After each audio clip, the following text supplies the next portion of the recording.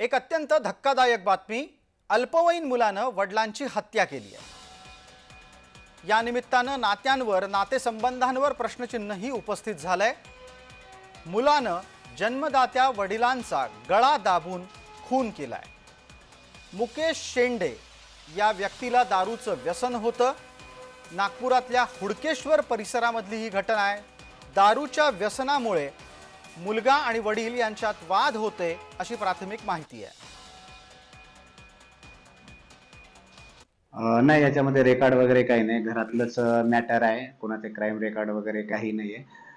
मृतकाला गळा दाबून मारलेला आहे असं प्राथमिक दिसत आहे। तसेच बॉडी पीएम करिता रवाना केलेली आहे। पीएम मध्ये एक्झॅक्ट कारण आपल्याला निश्चित मृत्यूचं कारण पीएम झाल्यानंतर कळूनच येईल। याच्यामध्ये आम्हाला जे मृतकाचा जो अल्पवयीन मुलगा होता त्याच्या मित्रांनी ही आपल्या पोलीस स्टेशनला माहिती दिलेली होती। त्यांनी सांगितलेलं होतं का असं असं माहिती आहे आणि असं असं मला त्यांनी सांगितलेलं आहे मृतकाच्या अल्पवयीन मुलाने।